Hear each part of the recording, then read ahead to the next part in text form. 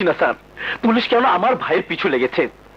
আমার বন্ধু নেতা আসগরের ভাইকে অ্যারেস্ট করেছে।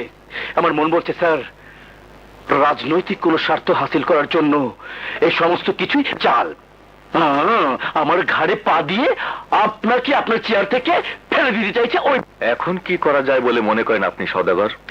স্যার, সবচেয়ে প্রথমে উচিত ওই পুলিশের এএসপি কে সাসপেন্ড করা, ওই অফিসারের বিরুদ্ধে তদন্ত করে অ্যাকশন নেওয়া, যাতে সংগ্রামের মতো অফিসাররা আমাদের মতো রাজনৈতিক ব্যক্তিত্বকে কোনো ঝামেলায় জড়ানোর সাহস না পায়।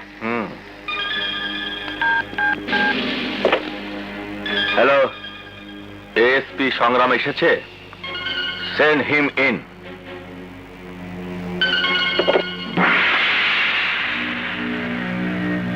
স্যার, এসব কি তামাশা শুরু করেছে এএসপি সংগ্রাম? তামাশা? সরি স্যার, বুঝতে পারলাম না। এই রেপ কেসটাকে তুমি তো তামাশাই বানিয়ে দিয়েছো। সওদাগর সাহেবের ভাই একটা 9 বছরের মেয়েকে রেপ করেছে, তাতে হয়েছেটা কি? কি এমন জাতীয় সমস্যা হয়েছে যাকে তুমি এত বড় ইস্যু বানাচ্ছ? স্যার, একটা 9 বছরের মেয়েকে বন্ধুদের নিয়ে রেপ করা, তাকে খুন করার চেষ্টা করা কি কোনো সমস্যা নয় স্যার? না, কোনো সমস্যাই না। এক্ষুনি ওনার ভাইকে ছেড়ে দাও। বাংলাদেশের যে কোনো মেয়েকে রেপ করার স্বাধীনতা ওনার ভাইয়ের আছে। আর যেদিন রেপ করার মতো মেয়ে না পাবে, সেদিন তুমি আর আমি আমাদের ঘরের মেয়ে অথবা বোনকে ওই পশুটার হাতে তুলে দিয়ে আসবো। কেননা আমি আর তুমিও পুলিশের এসপি নও, আমরা দুজন তো ওনার ভাইয়ের দালাল, পিম্পল। স্যার, এসব আপনি কি বলছেন? মিস্টার সওদাগর, রাজনীতি আমিও করি। আমি স্বীকার করি যে আমার চরিত্র দুধে দোয়া তুলসী পাতা নয়, কিন্তু দুধ আর পানির পার্থক্য আমি ভালো করেই বুঝি। How dare you! আপনার সাহস কি করে হলো এমন একটা পশুর জন্য আমার কাছে তদবির করতে আসার? এসপি সংগ্রাম, তুমি যদি তোমার মায়ের দুধ খেয়ে থাকো, তাহলে যতদিন ওনার ভাইয়ের শাস্তি না হচ্ছে ততদিন তার পিছু ছাড়বে না। যদি সুযোগ পাও, তাহলে এমন শাস্তি দেবে যাতে সওদাগর সাহেবের ভাইয়ের তার মায়ের দুধের কথা মনে পড়ে। Thank you sir. Now mister Saudagar, get lost. বেরিয়ে যান আমার অফিস থেকে। ভবিষ্যতে আমার বাসায়, আমার অফিস বা আমার পার্টির কোন অফিসে আপনার চেহারা আমি দেখতে চাই না। আউট! গেলাম স্যার। না না উকিল, না না, কিছুতে আর সহ্য করা যাচ্ছে না। যেভাবেই পারো এসপির ব্যবস্থা একটা করো, তুমি করো। মানে আমি বলছিলাম কি, আপনি একটা কিছু ব্যবস্থা করুন। কিছু তো অবশ্যই করব, তা না হলে সওদাগরের উপর দাবার চাল চলতেই থাকবে। চাল বন্ধ করতে না পারলে ওই এসপি আমাদের সে সুযোগও কোনো দিন পাবে না। ভোলা? জি বাবজান।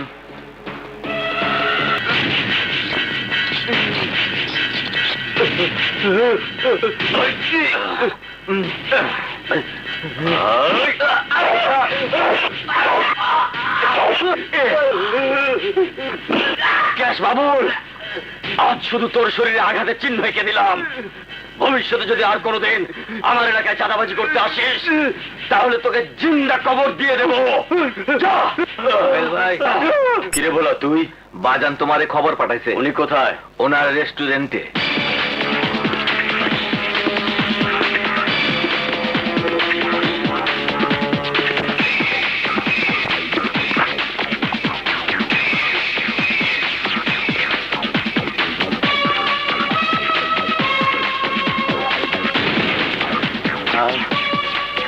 Welcome, welcome Sohel.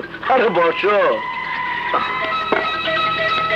কেন ডেকেছেন বলেন? পুলিশ অফিসার এএসপি সংগ্রামের লাশ ফেলতে হবে।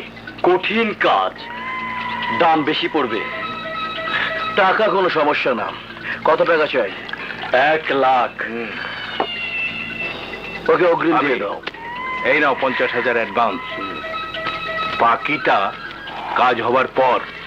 বি কেয়ার, কাজটা যত সহজ ভেবেছ ততটা সহজ নয়। এএসপি সংগ্রাম কোনো সহজ মানুষ নয়। শালা দুর্দান্ত এবং সাহসী। এই পিচ্চি সোহেল যাকে টার্গেট করে, আজ পর্যন্ত সেটা মিস হয়নি, আজও হবে না। Good, very good. বাঘের বাচ্চা। এসপি সংগ্রাম এখন কোথায়? জেনারেল হাসপাতাল। ডাক্তার সাহেব, আমি চেষ্টা করছি।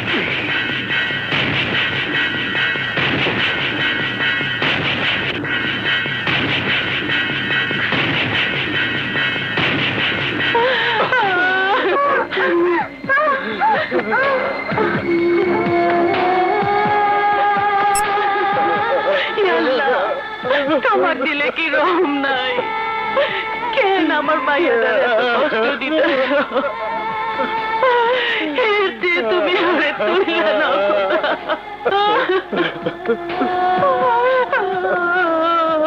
সন্তানের মৃত্যু কামনা করতে নেই, মরবে তারা যারা ফুলের সর্বনাশ করেছে। কিন্তু তাকে বিচার কে করব?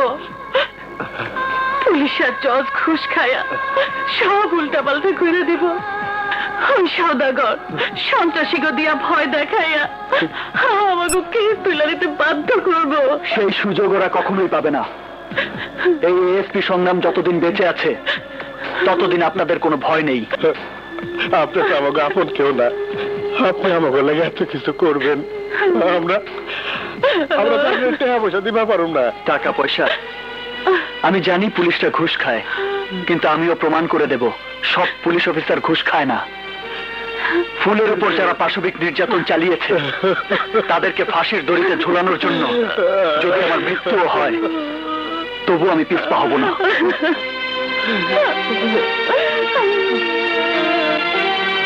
আমার খুব আফসোস হচ্ছে নিজের বাহাদুরি দেখাতে গিয়ে এএসপি তার নিজের জীবনটাই হারাতে বসেছে। আরে মিয়া ভাই, এটা একটা কথা বললে? এদেশের 30 লাখ মানুষ দেশের জন্য জীবন দিয়েছে। আরএসপি সংগ্রাম তার দায়িত্ব পালন করার জন্য নিজের জীবনটা দিতে পারবে না? পারবে, পারবে, এবং আজকেই জীবনটা দিতে হবে। যার নাম পিচ্চি সোহেল।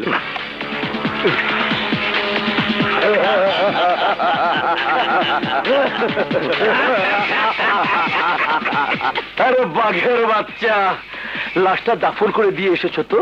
সংগ্রামের লাশ আপনারা কোনোদিনই পাবেন না।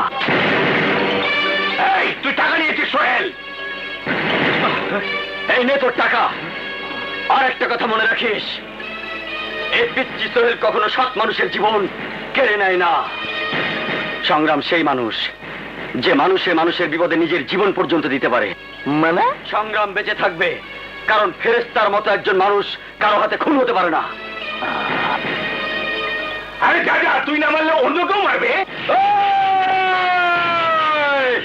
এই, আমি তো মারবই না। যদি সংগ্রামকে তোরা খুন করার চেষ্টা করিস, খোদার কসম আমি তোদের জিন্দা দাফন করে দেব। Mind it. আমার নাম পিচ্চি সোহেল।